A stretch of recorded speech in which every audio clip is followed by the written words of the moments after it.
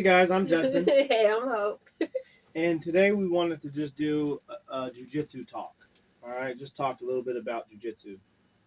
Uh, we'll also be making a move of the week coming here real soon, so stay ready for that as well. Yeah. But I wanted to start off with saying a little bit of critiques. All right.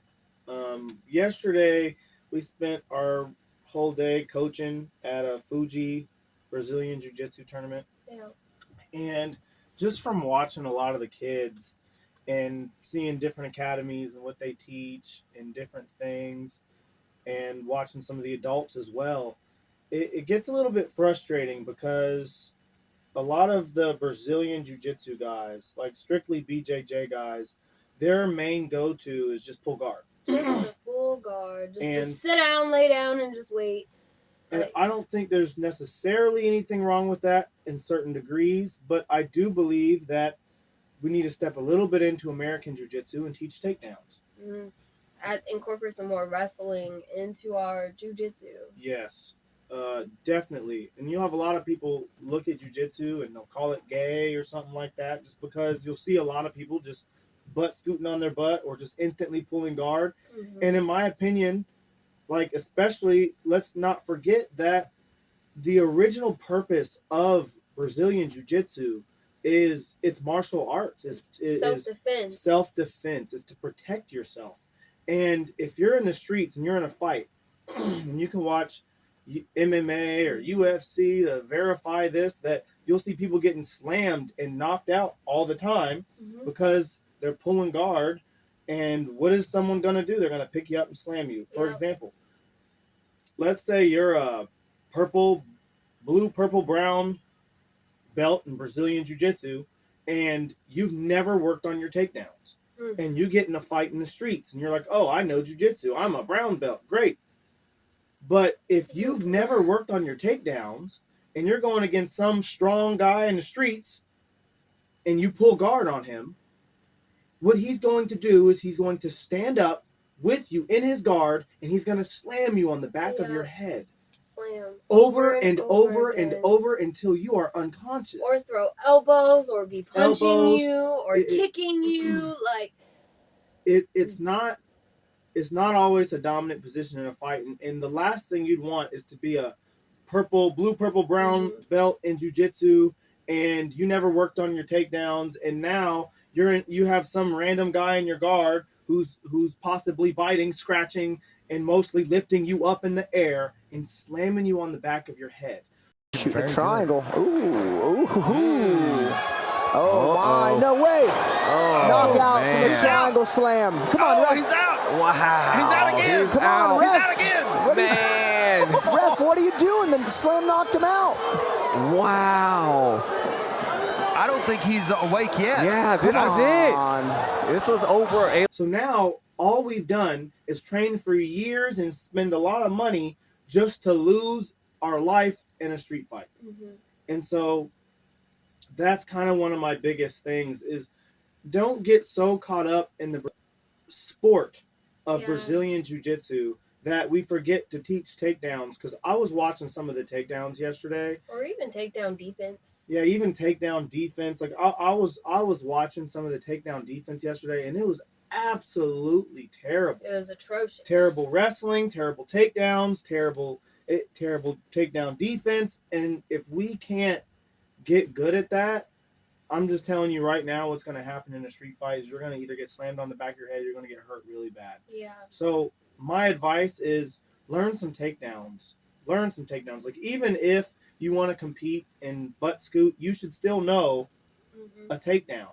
You should still at least be able to, if no one engages you, be able to come up. Know how to take them down. Yeah, come up and take them down. Like at least get one good takedown at least, because they make fun of it. I know we've all seen the memes and the videos where, you have someone breaking into your house and they're like, I've been waiting for this. Yeah. And then they drop down to their butt. Like, they're making fun of it because it's not practical. Yeah. Like, you can narrow in so far deep into the scope of things that you forget the whole point of this is self-defense and protection. And we're not protecting ourselves if we're holding on to guard for our dear life. I was watching people get disqualified for like barely accidentally slamming baby people, like baby slam. slams, and I you know, wouldn't like, even call it a slam. I wouldn't even Like, call it a slam. arm bars locked in. She stands up, kind of like shakes her arm to get her off, and they count it as a slam and instantly disqualified. Like,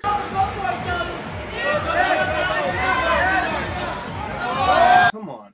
Like, you have takedowns that are more aggressive than that. we were watching takedowns more aggressive than Or here's another situation where you have, and I didn't get the gist of all of it, but one of my buddies who I used to train with at Marathon, he competed in an absolute, I think it was a 31-man bracket for a $1,500 prize, and he gets all the way to the finals, beating people, you know, like submissions and getting points, takedowns, like advancing, like doing what you should do. Gets to the finals, dude holds him in his guard the whole time. He's not allowed to slam or anything like that. And they ended up 0-0 at the end, and they said the other guy won by whatever, possibly an advantage or whatever. For pulling guard. It happened in one of the most recent tournaments that you did, where all the dude did was fight for his life, try and pull guard the whole time, and then for some reason, regardless of you being in the dominant positions, they gave him the win. It doesn't make sense. Yeah, even rule set wise, like, I don't know why we're rewarding people for just pulling guard and sitting there the whole time, opposed to people trying to work. For example, in wrestling, if you're backing up, that's stalling. Mm-hmm. If you're on top and you're not doing anything to turn them to their back, you're just sitting there trying to keep them down, that's stalling. If you're on bottom and you're closing your arms in like this, trying not to get pinned, that's stalling. Yeah.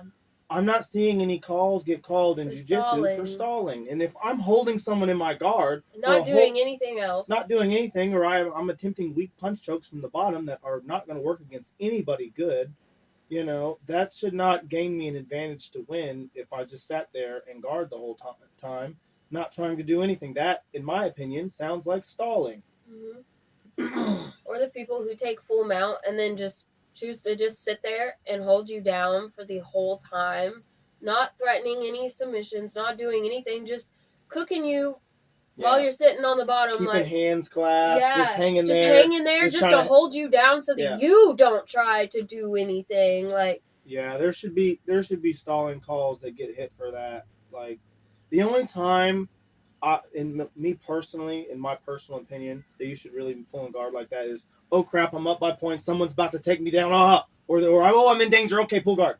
That makes sense. That is a very practical application. Up by points, you have like guard. A minute left in your round, and you're just trying to stay up. Yeah, like, or even 0-0, and someone's taking me down. I'm like, oh, I don't want them taking me down. Oh, okay, pull guard. Yeah, like that makes, or like get to the best position I can now.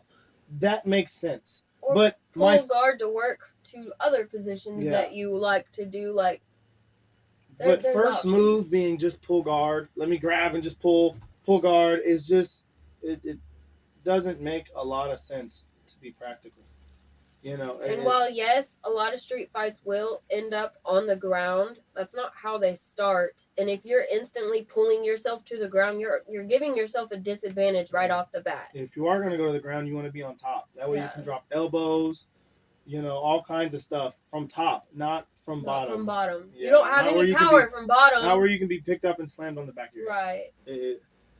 That's the gist of what I just had to say is if you're a gym owner, if you're, you know, you teach Brazilian Jiu-Jitsu and you've never showed not one takedown in your practices and you don't teach any takedowns, just pulling guard, I'm letting you know that, in my personal opinion, you're doing your students a massive disservice. If they ever want to fight MMA, if they ever get in a fight in the streets, you're doing them a massive disservice and only giving them a false sense of confidence that'll probably get them hurt or even worse, killed. Yeah. So if you're a gym owner and you teach jiu-jitsu, wrestling takedowns are a part of grappling, and so teach some takedowns.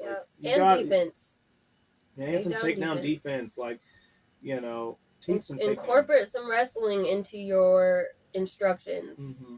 It will make a major difference. Yeah, even a point system wise, if I can take someone down and get right to mount or side control, like, I'm getting points. And then if you pull me into your guard and you don't sub me, I'm going to win. Yeah. So now, like, even from a competition aspect, you're setting up your kids to win versus if your kid's just pulling guard. Not getting any points for anything. Or they get taken down already and then they put them back in their guard and they don't know any escapes from bottom or how to get back up. They just know how to hold them in their guard for the whole period. You're going to lose because all you did was hold them in your guard, try a bunch of submissions that are low percentage submissions, especially depending on the IQ of the other individual, which is usually your same rank. You know, you're doing them a massive disservice and they're going to have a hard time winning matches if the best thing they can do is pull guard and hang out there. Yeah. So I agree. But that was the gist of it. We weren't trying to make this a long video. It was just our opinion on people who first move is pull guard. I don't think that's a great tactic. And I'm sure there's a lot of people who have lost many matches with that being a first go-to. So, and be careful if you ever get in a real fight. If pulling guard is your first instinct, then good luck. Red pulls guard, but Josh Smith's having none of it. He begins this relentless assault with punches right along the face. Sets himself up for a powerful slam. Second slam and a punch combo for the tap out. Look at that again. Bam! Slam and a punch. Get some. So, yep. But that's the gist of it. You guys have a great day. That's my opinion on the competition of it. And, you know, learn some wrestling. Get good. Don't be a scrub. Yeah. Let's not make jiu-jitsu gay.